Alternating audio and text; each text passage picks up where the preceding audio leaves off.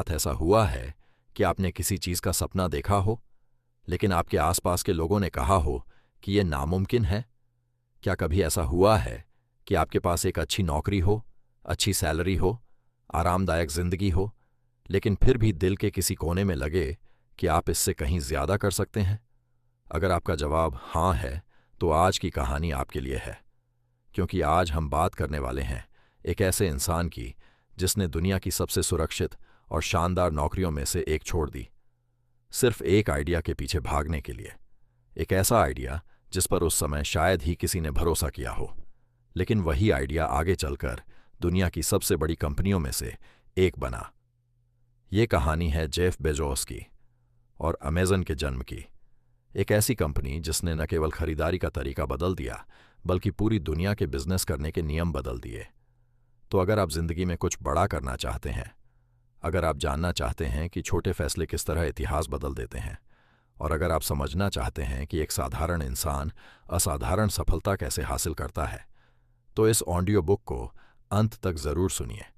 और अगर आपको हमारी ऐसी ऑडियो बुक्स पसंद आती हैं, तो थोड़ा सा समय निकालकर वीडियो को लाइक कर दीजिए और चैनल को सब्सक्राइब कर लीजिए, ताकि हम आपके लिए ऐसी ही बेहतरीन किताबों की समरी लेकर आते रहें। तो चलिए शुरू करते हैं। अध्याय 1, एक जिज्ञासु। बच्चे की शुरुआत। 12 जनवरी 1964 अमेरिका के न्यू मैक्सिको राज्य में एक बच्चे का जन्म हुआ। उसका नाम था जेफ बेजोस। लेकिन उस समय किसी को अंदाजा नहीं था कि यही बच्चा एक दिन दुनिया के सबसे अमीर और प्रभावशाली लोगों में गिना जाएगा। जेफ बचपन से ही बाकी बच्चों से अलग थे। जहां दूसरे बच्चे खिलौनों से खेलते थे, वहीं जेफ यह समझने की कोशिश करते थे कि खिलौने काम कैसे करते हैं।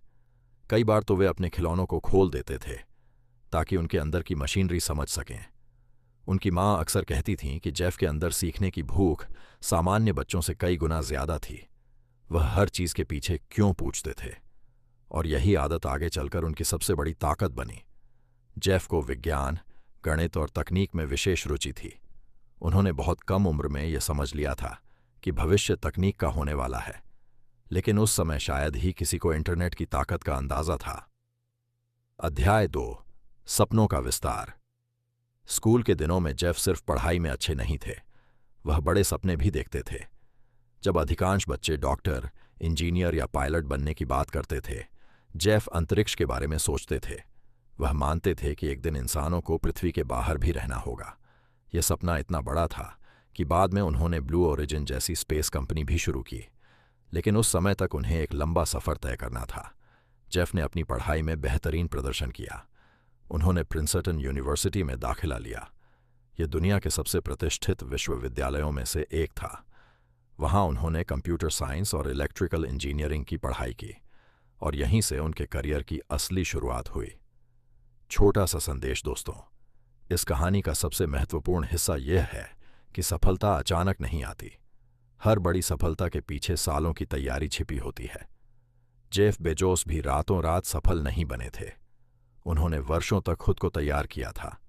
अगर आपको यह कहानी पसंद आ रही है, तो वीडियो को लाइक जरूर करें और चैनल को सब्सक्राइब करना बिल्कुल न भूलें। अब बढ़ते हैं कहानी के अगले अध्याय की ओर।